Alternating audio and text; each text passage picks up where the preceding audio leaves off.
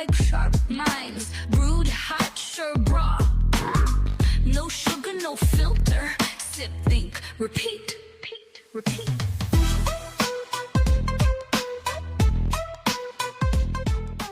Okay, so you want to know what's up. So we've gone through and we've looked at the recent announcements, obviously from the world of gaming, but we're also going to take a step back Yeah. and look at kind of the bigger picture, like how video games affect culture, Yeah. how they affect society, how they affect, how we behave as people and how we interact with each other. Yeah, and I mean, I've got to say, there's some pretty juicy stuff in here. Oh, yeah. Some real, like, eye-opening things that I think you'll find really interesting.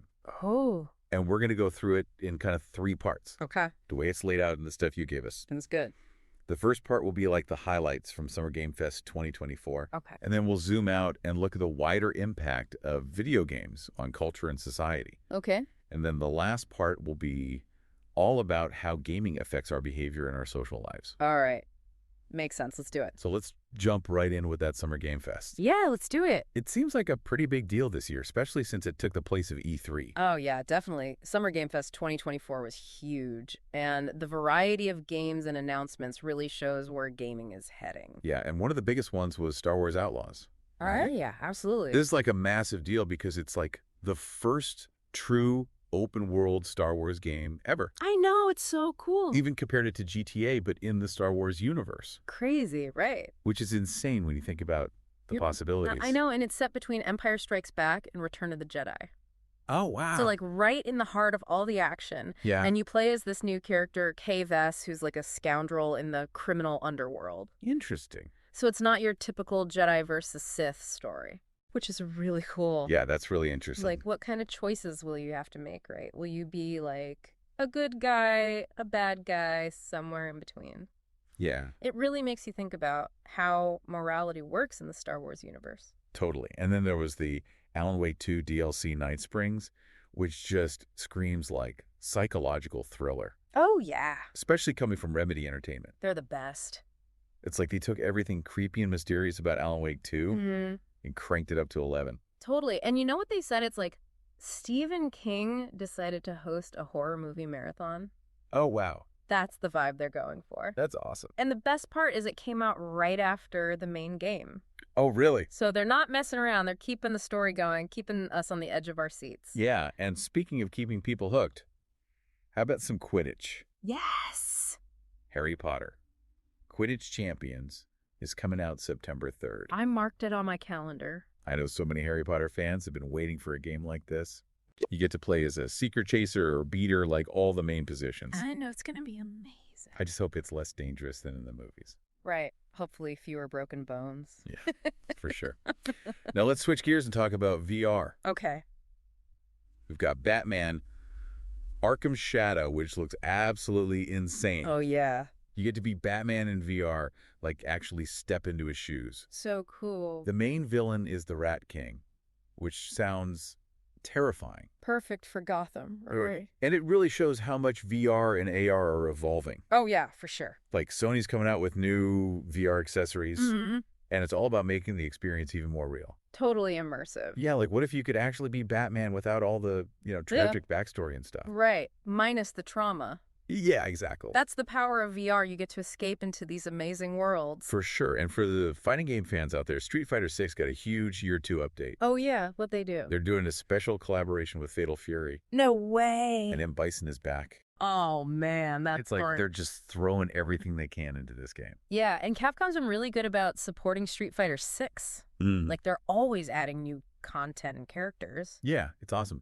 So we've seen some big sequels, some cool new takes on familiar franchises, Yeah. some really impressive tech advancements. Uh-huh.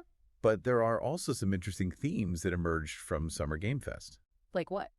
Well, for example, Uh-huh. a lot of the new games seem to be focusing on really strong narratives and emotional depth. Oh, yeah. Totally. Like Alan Wake 2 and Star Wars Outlaws are great examples. For sure. What do you think that says about where gaming is going? I think it shows that gamers are looking for more than just mindless action. Mm-hmm. They want stories that they can connect with emotionally, like a good movie or TV show. Right. It's like an interactive Netflix series. Yeah, that's a good way to put it. And of course, we can't forget about nostalgia. Oh, yeah, that's huge. Harry Potter Quidditch Champions is a perfect example. Oh. And they mentioned a bunch of other games that are tapping into these classic franchises. Yeah, it's like comfort food for gamers. Totally. But you know what's interesting? What? They mentioned that the Hogwarts Legacy update got a bit of a lukewarm reception Really? Why? because it basically just brought the other platforms up to speed with what PlayStation users already had. Oh, I see. So people felt like they weren't getting anything new. Ah, that makes sense. It shows you how tricky it can be to use nostalgia. Yeah, you got to do it right. For sure. But overall, it sounds like Summer Game Fest was a big hit. Oh, yeah, definitely. There was a lot of positive buzz online. Uh-huh. People seem genuinely excited about what's coming next. Yeah, it sounds like they did a good job. So to sum it all up, Yeah, Summer Game Fest 2024 was a huge success, agree. packed with exciting announcements, cool new trends, For sure. and just a ton of creative energy. It's a good time to be a gamer. Absolutely. All right, so let's shift gears a bit Okay. and talk about the bigger picture. The cultural impact of video games as a whole. Sure. I mean, it come a long way from those early arcade games, hasn't it? Oh my God, yeah, like remember Pong and Pac-Man? Like Yeah. those were the days. But now we have these incredibly complex and immersive games. Totally. Like The Last of Us and Red Dead Redemption. Yeah, it's not just about entertainment anymore. Right. It's a legitimate art form. And a powerful one. Absolutely. And you know what's really cool? What? Games can actually teach us a lot about the world around us. Oh yeah, for sure. Like games like Assassin's Creed and Uncharted. Yeah. They take you to these different historical periods and cultures. Yeah. And you get to learn about them in a really engaging way. It's like a history lesson, but way more fun. Exactly. It's like learning without even realizing you're learning. Totally. And you're not just reading about it in a textbook. Right. You're actually there experiencing it firsthand. Exactly. And that makes all the difference. Huge difference. And it's not just about history either. Right. Like, there's a lot of research out there about how games can actually improve our behavior and cognitive skills. Oh, yeah, that's fascinating. They can make us better problem solvers, improve our hand-eye coordination, Even. boost our creativity. Yeah, I've read about that. But of course, there's also the debate about the potential negative effects. Like what? Well, things like addiction and aggression. Right. It's kind of like chocolate, you know? Okay. A little bit is good for you, Yeah. but too much can be bad. That's a good analogy. Right. It's all about finding that balance. Moderation is key. Exactly.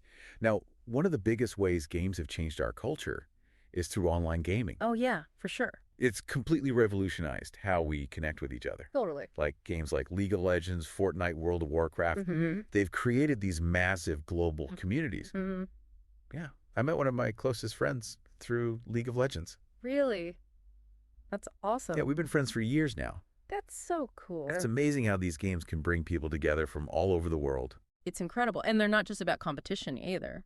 They're Mhm. about collaboration and teamwork. Yeah, and forming these really strong bonds. It's like a whole new way to socialize. Totally. Now, another really important aspect of the cultural impact of games is representation and diversity. Oh, yeah, absolutely. They used to get a lot of criticism for not being inclusive enough. Right, like a lot of stereotypes and lack of diversity. Exactly. But things are starting to change. Yeah, for sure. Like games like Life is Strange and The Last of Us Part 2, Mm-hmm.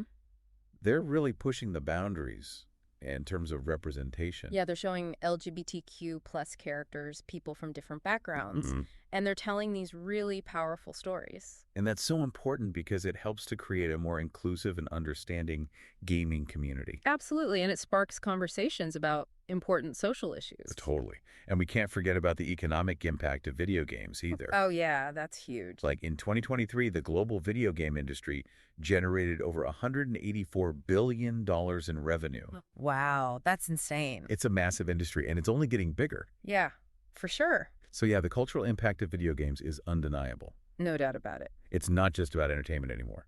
It's way more than that. It's about education, socialization, cultural representation. Mm-hmm. It's about shaping the way we think, learn, and interact with the world. Yeah, if you still think video games are just a silly pastime, Mm-hmm. you need to think again.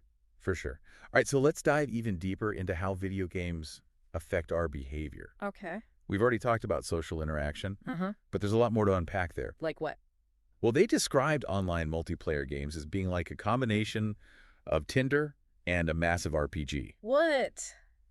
That's hilarious. Right. But it kind of makes sense. I guess so. You're connecting with people who share your interests, Yeah. and you're going on these epic adventures together. Right. It's a whole new way to meet people and form relationships. For sure. And it's not just about romance either. You can make really good friends this way. Absolutely. And you know what else is interesting? What?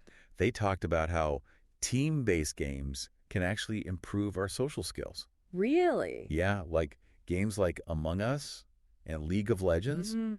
they require you to communicate effectively, Yeah. to work together to solve problems, Right. and to adapt to different social situations. That's true. It's like a personal development workshop, but with way more fun. I like the sound of that. And the friendships that form online, Yeah.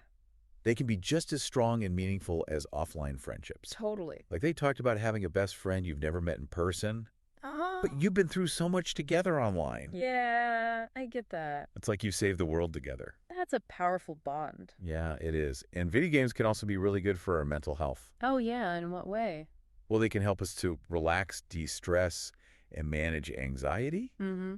Like games like Animal Crossing. Yeah. They can create this sense of calm and peace. It's like a virtual vacation. Exactly. But of course, we have to be careful Right. because there's always the risk of getting too sucked in. Yeah. Addiction is a real concern. And if we're not careful, it can start to affect our real-world relationships and responsibilities. Totally. Like, I've definitely stayed up way too late playing Call of Duty. Yeah, me too. And then I'm like a zombie the next day. Right. It's all about finding that balance. Moderation.